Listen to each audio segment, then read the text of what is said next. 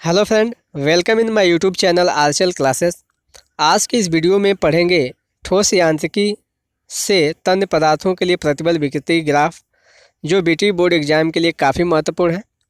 Video शुरू करने से पहले जो लोग चैनल पर नए हैं, चैनल को सब्सक्राइब कर लें और बेल आइकन को प्रेस कर लें, जिससे कि हमारी हर नई वीडियो की लेटेस्ट नोटिफिकेशन सबसे पहले आपको मिले। तो चलिए शुरू करते हैं।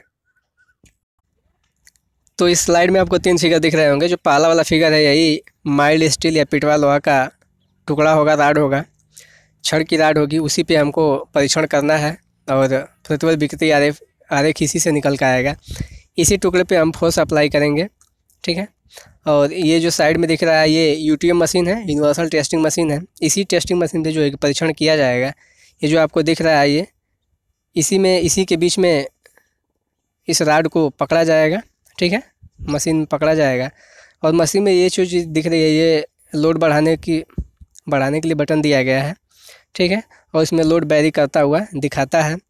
और इसमें किनारे में दिख रहा है, या एक पेंसिल लगा होता है और इस पर एक पेपर होता है। उसी पेपर पे ग्राफ बनता रहता है। जैसे जैसे लोड को बढ़ाते हैं और जैसे जैसे प्रतिबल विकृति आरेख बनता जाता है, वैसे वैसे इस पेपर पे बनता है। यही चीज़ है। और नीचे आपको जो दिख रहा है, ये प्रतिबल विकृति आरेख है ही, ठीक है। तो सबसे पहले ये जानना जरूरी है कि तन्य पदार्थ होता क्या है।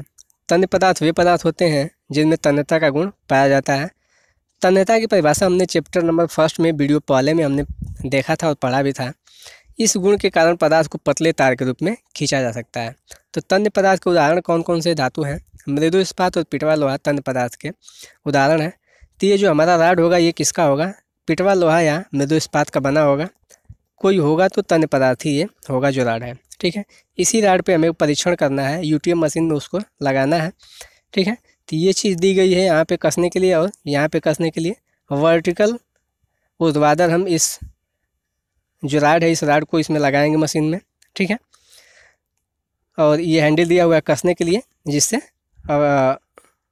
राड को कसा जाएगा, ठीक है। और इधर दिया हुआ है, ये जो यूटीएम मशीन पे ये बटन जो दी हुई है, ये लोड बढ़ाने के लिए है, ठीक है। और ये जो दिख रहा है आपको, ये लोड वेरी करता हुआ दिखाएगा कि कितना लोड उस पर लग रहा है। तो यहाँ से लोड हम ज्ञात कर सकते हैं, ठीक है। और ये बगल में साइड में थोड़ा सा दिख रहा होगा, तो यहाँ पे एक पेंसिल लगी होती है और एक पेपर लगा होता है। वो क्या करता है कि ग्राफ को ड्रा करता है। ग्राफ को ड्रा करता है, ठीक है। तो और ये जो नीचे दिख रहा है, यही प्रतिबल विकृति आरेख है, ठीक है। इसी तरह से खींच के कुछ आएगा। तो सबसे पहले हम क्या करते हैं, मृदु इस्पात या पिटवा लोहे का एक छड़ लेते हैं और उस छड़ को इस चित्र के अनुसार उसके किनारे पर ऐसे ग्रिप बना लेते हैं, जिसको मशीन में पकड़ने में आसानी हो। ग्रिप बना लेते हैं और ये बीच वाली जो लंबाई है, जो बीच वाली लंबाई होती है, जहाँ से पकड़ने के बाद जो लंबाई छूटती है, उस लंबाई को गेज लेंथ कहते हैं। इस गेज लेंथ को अभी हम माप लेते हैं और इसके डायमीटर को भी हम प्रारंभिक में शुरू में ही माप लेते हैं, जिससे कि हम इसके लंबाई में परिवर्तन अर्थात विकृति ज्ञात कर सकें और इसके डायमीटर में, इसके क्षेत्रफल में काट के क्षेत्रफल में कितनी कमी हो रही है, उसको भी हम ज्ञात कर सकें, ठीक है। और ये जो है प्रतिबल विकृति का आरेख नीचे दिया हुआ है। फिगर में दिख रहा है, वाई एक्सिस पर प्रतिबल को दर्शाया गया है और एक्स एक्सिस पे विकृति को दर्शाया गया है। ग्राफ में बिंदुओं पर दिख रहा होगा, आपको दिख रहा होगा कि प्रतिबल और विकृति का मान 0 है। प्रतिबल और विकृति का मान क्या है? यहाँ पे ओ पे बिंदुओं पे 0 है। अर्थात अवयव पर अभी जो ये राड है, उस राड पे अभी कोई बल या प्रतिबल कार्य नहीं कर रहा है, इसलिए उसमें विकृति भी नहीं हो रही है। इसलिए प्रतिबल और विकृति का मान यहाँ पे क्या है? 0 है। मतलब पदार्थ केवल जो अवयव है हमारा छड़ है, वो प्रारंभिक स्थिति में है। न उस पर हम बल लगा रहे हैं, तो न कोई प्रतिबल उसमें उत्पन्न हो रहा है, न उसमें विकृति हो रही है। अब अवयव पर बल लगाना शुरू करते हैं। अब क्या करते हैं, उस छड़ पे मशीन के द्वारा हम क्या करते हैं, उस पर बल लगाना शुरू करते हैं। तो प्रतिबल का मान बढ़ने लगता है। प्रतिबल का मान बढ़ने से विकृति का मान भी उसमें बढ़ने लगता है, ठीक है। बिंदु ए तक ग्राफ सीधी रेखा में आगे बढ़ता है। बिंदु ओ से ए तक आपको दिख रहा होगा ग्राफ एक सीधी रेखा में आगे बढ़ता है। अतः बिंदु ओ से ए तक प्रतिबल तथा विकृति एक दूसरे के क्या होते हैं? समानुपाती होते हैं। हमने हुक्सला पढ़ा था। हुक्सला क्या होता है? हुक्सला में प्रतिबल विकृति के समानुपाती होता है, ठीक है। तो बिंदु ओ से ए तक पदार्थ हमारा क्या करता है? हुक्सला का फॉलो करता है, ठीक है। अब अवयव को बिंदु ए से जब आगे खींचा जाता है तब ग्राफ बिंदु ए से बी के मध्य में सीधा न बनकर थोड़ा सा वक्र बनता है। आपको ग्राफ में दिख रहा भी होगा, थोड़ा सा वक्र बनता है, क्योंकि बिंदु ए के बाद अवयव हुक्स लॉ का फॉलो नहीं करता है, मतलब प्रतिबल विकृति के समानुपाती अब उस समय नहीं रहता है, अर्थात हुक्स लॉ का फॉलो बिंदु ए से बी के बीच में नहीं करता है, हुक्स लॉ का फॉलो नहीं करता है।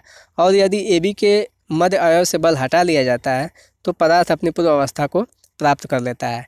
इसलिए OB को अवयव की प्रत्यास्थ सीमा भी कहते हैं, इसलिए OB को अवयव की प्रत्यास्थ सीमा भी कहते हैं। ठीक है। अब अवयव को बिंदु B से जब आगे खींचा जाता है तो B से C के मध्य ग्राफ वक्र बनने लगता है।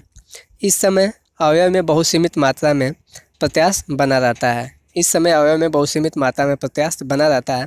जब अवयव से बल हटा लिया जाता है तो अवयव पर अत्यंत कम विकृति रह जाती है, अवयव पर अत्यंत कम विकृति रह जाती है।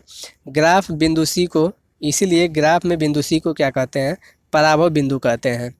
ठीक है, क्योंकि इसके बाद बिना बल बढ़ाए अवयव की लंबाई में तेज़ी से वृद्धि होती है, क्योंकि जब C के बाद जब हम बल लगाते हैं उस पर तो अवयव की लंबाई में तेज़ी से वृद्धि होने लगती है। इसलिए बिंदु C को हम क्या कहते हैं, पराभव बिंदु कहते हैं। इस ग्राफ में आपको दो पराभव बिंदु दिख रहे होंगे, बिंदु C पे है उच्च पराभव बिंदु और बिंदु D पे है, उसको कहते हैं निम्न पराभव बिंदु। ठीक है, तो ये कब पता चलता है, जब मृदु इस्पात या तन पदार्थ के अवयव का गहनता से परीक्षण करने पर यह ज्ञात होता है कि जब बिंदु C से जब हम आगे जब बल लगा के जब अवयव को जब खींचते हैं या जब उस पर हम बल लगाते हैं तो बल लगाने के पश्चात लंबाई तो बढ़ने लगती है परंतु प्रतिबल में कमी आती है। इसका कहने का मतलब है कि अवयव पर कम बल लगाने से ही उसमें विकृति ज़्यादा होने लगती है। बिंदु C के पश्चात क्या होता है, अवयव पे कम बल लगाने से ही उसमें विकृति ज़्यादा होने लगती है, जिसके फलस्वरूप प्रतिबल विकृति वक्र में कुछ झुकाव उत्पन्न हो जाता है। C से D के बीच आपको दिख रहा होगा ग्राफ में झुकाव उत्पन्न हुआ है, अधिक झुकाव है।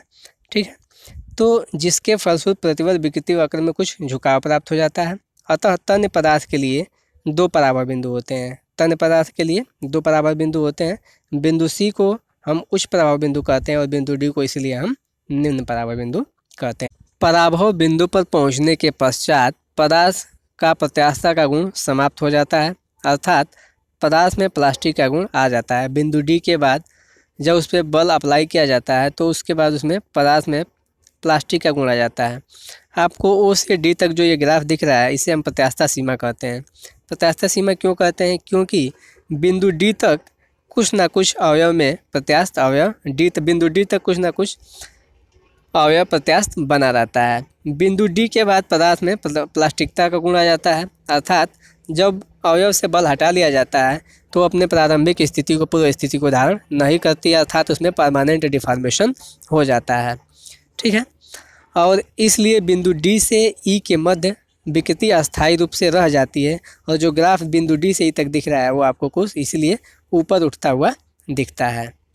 ठीक है, बिंदु E को अधिकतम प्रतिबल बिंदु कहते हैं और बिंदु E पे किसी स्थान पे अवयव में कटी या दरारें पड़ जाती हैं। क्या होता है, बिंदु E पर अवयव में कटी या दरारें पड़ जाती हैं इस टाइप की।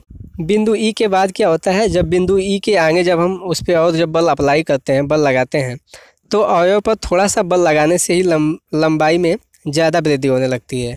ठीक है, और लंबाई बढ़ते रहने के कारण आखिरी में बिंदु F पर जो अवयव में कटी बनी थी उसी कटी के स्थान पर बिंदु F पर जाकर पदार्थ क्या होता है, टूट जाता है। ठीक है, इसीलिए बिंदु F को क्या कहते हैं, हम भंजक प्रतिबल कहते हैं। बिंदु F पे पदार्थ क्या होता है, जाके टूट जाता है कटी के स्थान से, जहाँ कटी बनी थी अवयव में उसी कटी से टूट जाता है, इसलिए बिंदु F को क्या कहते हैं, हम भंजक प्रतिबल कहते हैं।